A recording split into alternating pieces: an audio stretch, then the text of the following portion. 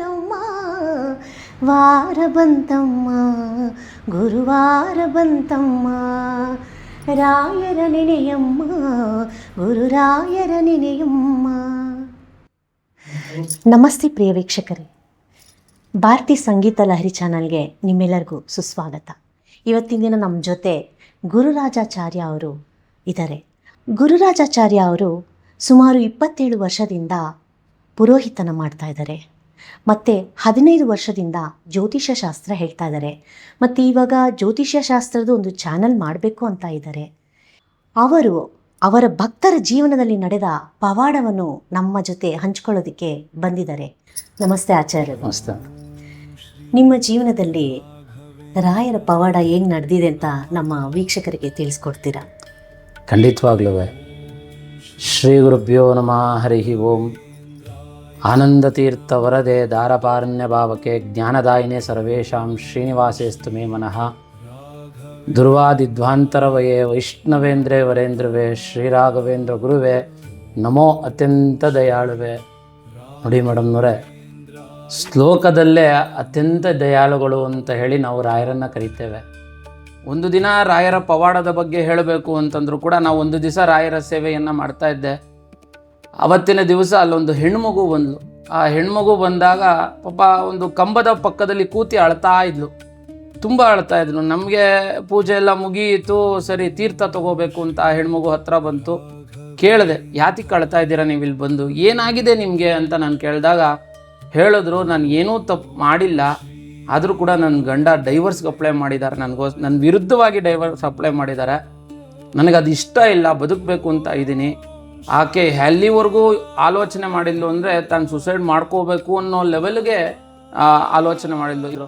ಹೀಗೆ ಅತ್ತೆ ಮಾವನ ಕಿರಿಕಿರಿಯಿಂದ ನನ್ನ ಗಂಡ ನನ್ನ ಬಗ್ಗೆ ತಪ್ಪು ತಿಳಿದು ಡೈವರ್ಸ್ ತನಕ ಹೋಗಿದ್ದಾರೆ, ನಾನು ಏನು ಮಾಡಲಿ ಅಂತ ಹೇಳಿದೆ. ನಾನು ಹೇಳಿದೆ, ಪ್ರತಿ ಗುರುವಾರ ಒಂದು 7 ಗುರುವಾರ ಇಲ್ಲ ಒಂದು 21 ಗುರುವಾರ ಈ ಮಠಕ್ಕೆ ಬಂದು, ಅಂದರೆ ರಾಯರ ಸನ್ನಿಧಿಗೆ ಬಂದು 21 ನಮಸ್ಕಾರ ಹಾಕು, ಅದು ಮುಗಿಯೋಷ್ಟರೊಳಗೆ ನಿನ್ನ ಕಷ್ಟ ಎಲ್ಲ ಪರಿಹಾರ ಆಗತ್ತೆ ಅಂತ ಹೇಳಿ ರಾಯರ ಅಕ್ಷತೆ ಕಾಳನ್ನು ಕೊಟ್ಟೆ. ಯಾಕೆ ಅಂತಂದರೆ ರಾಯರ ಅಕ್ಷತೆಯದಲ್ಲೂ ಅಷ್ಟು ಮಹಿಮೆ ಇದೆ. ರಾಯರನ್ನು ನಂಬುದೇ ಪಾದೋತ್ಕ ತೊಗೊಂಡ್ರೆ ಸಾಕು, ಪಾಪ ನಾಶನ ಮಾಡ್ತಾರೆ. ಅಕ್ಷತೆಯನ್ನು ತಲೆ ಮೇಲೆ ಹಾಕ್ಕೊಂಡ್ರೆ ನಮಗೆ ಆರೋಗ್ಯ ಐಶ್ವರ್ಯ ಎಲ್ಲವನ್ನು ಕೊಡ್ತಾರೆ. ಯಾಕೆ ಅಂದರೆ ಅವರನ್ನು ನಾವು ಕಲ್ಪವೃಕ್ಷ ಅಂತ ಹೇಳಿ ಕರಿತೀವಿ. ಹಸು ಹುಲ್ಲು ತಿನ್ಬಹುದು ಅಥವಾ ಏನೇ ತಿನ್ಬೋದು, ಆದರೆ ಅದು ನಮಗೆ ಕೊಡೋದು ಅಮೃತ, ಅಂದರೆ ಹಾಲು ಕೊಡತ್ತೆ.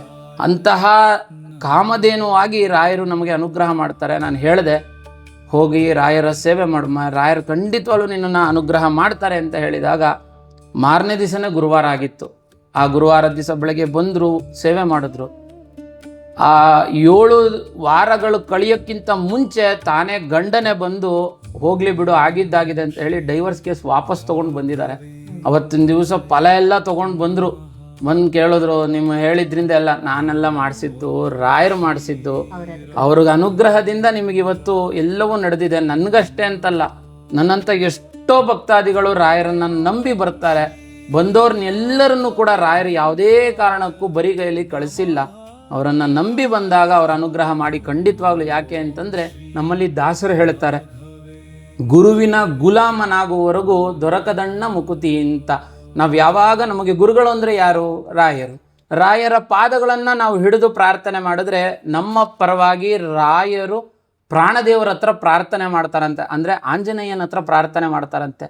ಆಂಜನೇಯ ರಾಮದೇವರ ಹತ್ರ ಪ್ರಾರ್ಥನೆ ಮಾಡ್ತಾರಂತೆ. ಆ ರಾಮದೇವರಿಂದ ರಾಯರ ತನಕ ಅನುಗ್ರಹ ಆಗಿ ರಾಯರು ನಮಗೆ ಅನುಗ್ರಹ ಮಾಡ್ತಾರಂತೆ. ರಾಯರ ಬಳಿ ನಾವು ಕಷ್ಟ ಹೇಳಕ್ಕೆ ಹೋಗ್ಬಾರ್ದಂತೆ, ಕಷ್ಟಗಳಿಗೆ ಹೇಳಬೇಕಂತೆ ರಾಯರು ನಮ್ಮ ಜೊತೆ ಇದ್ದಾರೆ ಅಂತ. ಅವಾಗ ಕಷ್ಟಗಳು ಸಹಿತ ರಾಯರನ್ನು ನೋಡಿ ಹೆದರಿ ಹೋಗುತ್ತಂತೆ. ಆಚಾರ್ಯರೇ, ಇಷ್ಟೊತ್ತು ನೀವು ನಿಮ್ಮ ಅಮೂಲ್ಯವಾದ ಒಂದು ಸಮಯನ ನಮ್ಮ ಜೊತೆ ನಮ್ಮ ವೀಕ್ಷಕರಿಗೆ ತಿಳಿಸ್ಕೊಟ್ರಿ. ಖಂಡಿತವಾಗ್ಲೂ ಎಲ್ಲರಿಗೂ ಕೂಡ ದೇವರ ಹಾಗೂ ಗುರುಗಳ ಅನುಗ್ರಹ ಆಗಲಿ, ಎಲ್ಲರನ್ನೂ ರಾಯರು ರಕ್ಷಣೆ ಮಾಡಲಿ ಅಂತ ಹೇಳ್ತಾ, ರಾಯರ ಎಲ್ಲರ ಪರವಾಗಿ ರಾಯರಿಗೆ ನಾನು ಶಿರಸಾಷ್ಟಾಂಗವನ್ನು ನಮಸ್ಕಾರವನ್ನು ಮಾಡ್ತಾ ನನ್ನ 2 ಮಾತುಗಳನ್ನು ಮುಗಿಸ್ತಾ ಇದ್ದೀನಿ. ಕೃಷ್ಣಾರ್ಪಣಮಸ್ತು. ಧನ್ಯವಾದ.